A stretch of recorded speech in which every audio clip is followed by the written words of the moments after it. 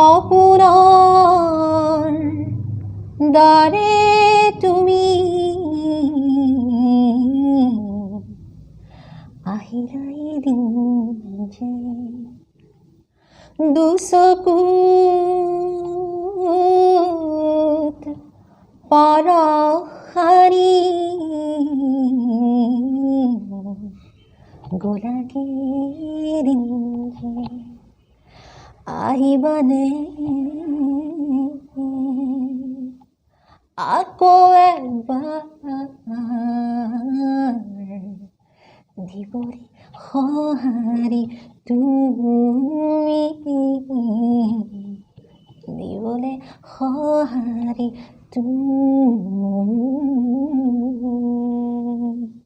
সাৰি গাৰি গাৰি গাৰি গাৰি গাৰি গাৰি গাৰি সানি সাৰি গা মজা মজা মজা নমস্কাৰ স্বাগতম জনাইছোঁ মোৰ নতুন ইউটিউব চেনেল ডে লাইটলৈ আৰু আজি গমেই পাইছে খুব সুন্দৰ গান গাই শুনালে অলৰেডি ৰেডিঅ'ত কণ্ঠশিল্পী হিচাপে আমি শুনি থাকোঁ যিগৰাকী বাৰ ভইচ শুনি থাকোঁ আমি আৰু নিজেও বহুখিনি গান গাইছে আজি আছে আমাৰ লগত ৰূপালী শৰ্মা বাইদেউ নমস্কাৰ জনাইছোঁ আপোনাক মোৰ চেনেললৈ স্বাগতম জনাইছোঁ প্ৰথমতে আমি আজি বাৰ বিষয়ে বহুখিনি কথা জানিব ট্ৰাই কৰিম নজনা কথা আৰু প্ৰথমে সুধিব বিচাৰিছোঁ আপোনাৰ ঘৰ ক'ত আৰু স্কুল কলেজ আৰু শিক্ষা ঘৰত আৰু কোন কোন আছে মোৰ ঘৰ হ'ল তিনিচুকীয়াৰ বৰদলৈ নগৰৰ মই আৰু দেউতা নাই খালি মোৰ মা আছে আৰু পৰিয়ালৰ সকলো আছে বা আছে দাদা আছে পৰিয়াল আছে শিক্ষা তিনিচুকীয়াতে শিক্ষা সংগীতৰ শিক্ষা তিনিচুকীয়াতে সকলো মোৰ তিনিচুকীয়াতে মই কৰিছিলোঁ প্ৰথমতেতো ঘৰখন বাৰ পৰা শিকিছিলোঁ ঘৰখনৰ গোসাঁই নামবোৰ শুনি তাৰ পৰা শিকিছিলোঁ তাৰপিছত আছিলে যিখিনি ফৰ্মেল ট্ৰেইনিং বুলি কোৱা হয় সেইখিনি লৈছিলোঁ মই মনোৰঞ্জন গগৈদেৱৰ পত্নী মিনতি গগৈ বৰুৱা তাৰপিছত Dulal monkey cook studio' creator Dulal monkey তাৰপিছত সুজিত চৌধুৰী ভৱেন্দ্ৰ পাটগিৰি এণ্ড সৰস্বতী চৌধুৰী অফ কলকাতা আৰু মানে কি শিকিছিলে তেওঁলোকৰ ওচৰত বহুকেইগৰাকী গুৰুৰ নাম ল'লে এই মুহূৰ্তত তাৰ ওচৰত কি গোটেইখিনি গোটেইসকলে মোক শাস্ত্ৰীয় সংগীতৰ শিক্ষা লোৱা গোটেইখিনি শাস্ত্ৰীয় সংগীতৰ ওপৰত বহুত বেছি মানে অভিজ্ঞতা থকা যেন লাগিছে অভিজ্ঞতা ভাল পাওঁ শাস্ত্ৰীয় সংগীতৰ এটা পাৰ্ট স্বৰগম ভাল পাওঁ আমি অকণমান শুনিব বিচাৰিম স্বৰগম ঠিক আছে মই সকলোৱে জনা ৰাগ ইমনৰ অকণমান মই স্বৰগম কেইটামান কৰি দিছোঁ নিৰে গা মা গা পা মা ৰে গা ৰে সা নি ধা পা মা ৰে গা নি ধা পা মা ৰে নি মা ধা নি ৰে গা মা পা মা ধা পা মা গা রে ধা নি রে মা ধা পা মা গা নি মা ধা রে গা মা পা রে গা রে সা নি ধা পা মা গা রে নি রে গা মা গা পা মা রে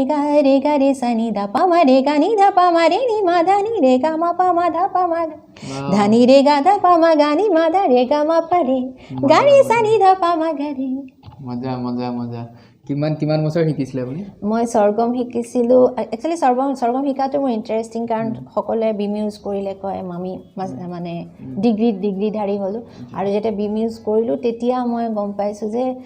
ভইচৰ যিবোৰ প্ৰব্লেম সেই প্ৰব্লেমবোৰ মোৰ তেনেকৈ আছে তেতিয়া মোৰ বন্ধু তাবলিছ সুজয় দত্তই লৈ গৈছিলে সুজিত চৌধুৰীৰ ওচৰত আৰু খুব টাফ এটা এৰিয়া আছিলে তেওঁ অকণমান মোৰ লাগি ধৰিলে ক'ৰবাত আচলতে প্ৰেক্টিছো লাগে ঘপককৈ কৈ দিলে অকণমান দিগদাৰ পৰি যায় কাৰণে তেনেকুৱা হৈ গ'ল ঠিকে আছে হ'লেও বহুত সুন্দৰকৈ গাই মানে শুনালে স্বৰগম আৰু প্ৰায় কিমান বছৰ শিকিলে আপুনি স্বৰগম মই আচলতে এতিয়াও কণ্টিনিউ কৰিয়ে থাকোঁ কাৰণ স্বৰগম বস্তুটোৱেহে ভইচৰ মডুলেশ্যনটো ৰাখে কৰে তো আৰু সেইটো যেতিয়া সোমাই যায় সেইটো এটা নিচা টাইপ হৈ যায় তো এনেই ফৰ্মেল যিখিনি আমি কোৰ্চ সেইখিনিক উঠাওঁতে আমাৰ 4 বছৰ লাগিছিলে গোটেই মানে ঠাটবোৰ 10টা ঠাটৰ 10টা স্বৰগম এইখিনি শিকাৰ পিছত আপুনি যেটো ৰেডিঅ' চেণ্টাৰত আপুনি গীত গাইছিলে মানে সেই শিকি পেলাই গৈছিলে নে ৰেডিঅ' চেণ্টাৰত গীত গাবলৈ নে ৰেডিঅ' চেণ্টাৰত এইখিনি কৰি থাকোঁতে তেতিয়া ৰেডিঅ' চেণ্টাৰো গৈছোঁ আকৌ সেইটো সময়তে মই পাৰ্বতী প্ৰসাদ বৰুৱাৰ পুত্ৰ প্ৰণৱীৰাম বৰুৱা ছাৰৰ ওচৰতো কৰি আছিলোঁ আধুনিক গীতৰ কিছুমানে পাৰ্বতী প্ৰসাদৰ গীতৰ সেইখিনি আধুনিক গীতৰ ভিতৰত পৰে তো তেওঁলোকৰ পৰাও পাইছোঁ আৰু সেইটো সময়তে ডিব্ৰুগড় অনাতাঁৰ কেন্দ্ৰত অনাতাঁৰ কেন্দ্ৰৰ কাৰণেও পৰীক্ষা দি তাৰ আগত অৱশ্যে হেৰিও দিছিলোঁ আমি ক্লাছিকেলৰ কাৰণে ঠুমৰিৰ কাৰণে দিছিলোঁ এইটো অল ইণ্ডিয়া লেভেলৰ আৰু মই নিজে সুৰ কৰা আৰম্ভ কৰিছিলোঁ যিহেতু তেতিয়া লাহে লাহে এই কৰি পেলাই আৰু মই একচুৱেলি কি হৈছে ক্লাছিকেলটোক মই এনেকুৱাকৈ ইউজ কৰি আছোঁ যদি গানবোৰ শুনে মডাৰ্ণাইজ এটা গীতত কেনেকৈ তাৰমানে স্বৰগম সোমায় মই সেই মোৰ গীত প্ৰত্যেকটো গীতত তাৰমানে মই সেই স্বৰগমৰ খেলটো কৰোঁ অকণমান হ'লেও তাৰমানে সেয়া দুৰ্গাময়ী বৰা বাইদেউৰ লগত গীত কৰা গীততে হওক বা য'ত যিকোনো গীতত মই অলপ আগত যিটো গালোঁ সেইটো মোৰ নিজৰে গীত তাতো সেই সৰু সৰুকৈ স্বৰগমৰ খেলবোৰ কৰোঁ কৰি পেলাই যদি পাৰ্বতী প্ৰসাদ বৰুৱা ছাৰৰ যদি এটা গীত গাবলৈ দিওঁ তেতিয়া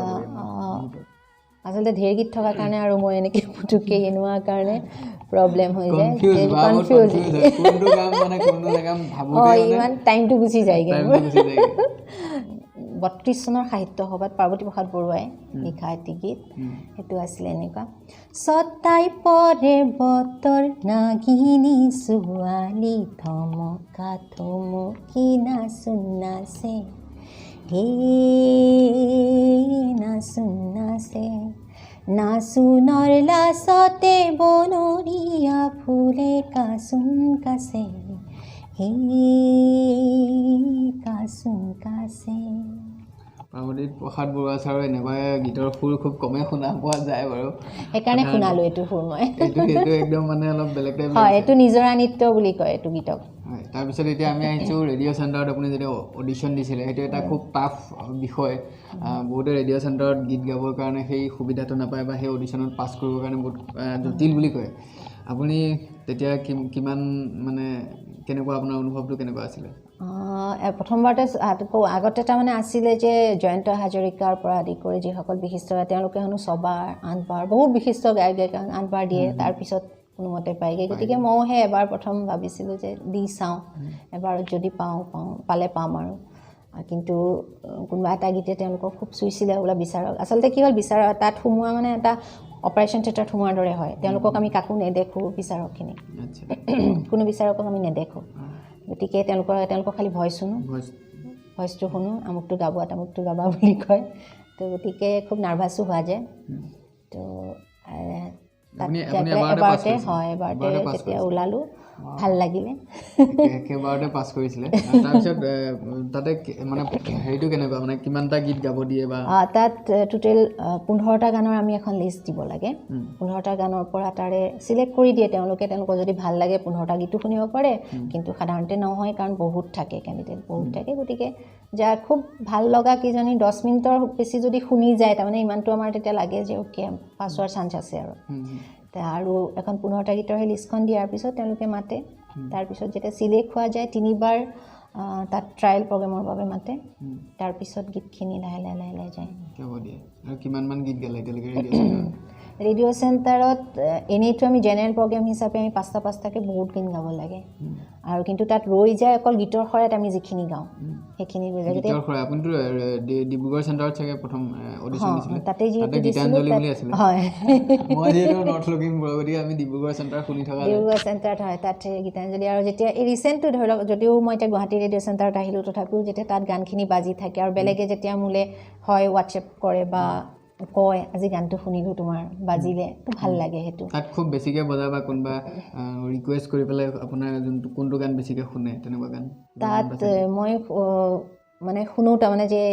যিটো দুপৰীয়াৰ অনুষ্ঠান আছে তাত মোৰ এটা এলবামৰ নীলা নীলা ৰং গীতটো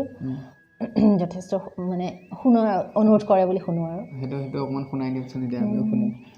নীলা নীলা ৰঙে নীলা ফাকু খেলে নীলা আকাশতে ৰঙা ৰঙা ৰঙে ৰঙা ফাকু খেলে ৰঙা গোলাপতে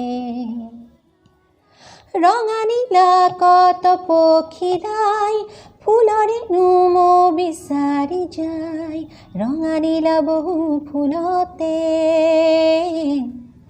নীলা নীলা ৰঙে ৰঙা ৰঙা ৰঙে ৰঙা নীলা ৰঙে নীলা নীলা ৰঙে ৰঙা ৰঙা ৰঙে ৰঙা নীলা ৰঙে মজা মজা মজা থেংক ইউ শুনি বহুত বেছি ভাল লাগিছে মই কেতিয়াবা ৰেডিঅ'ত অনুৰোধ কৰিম এইটো গান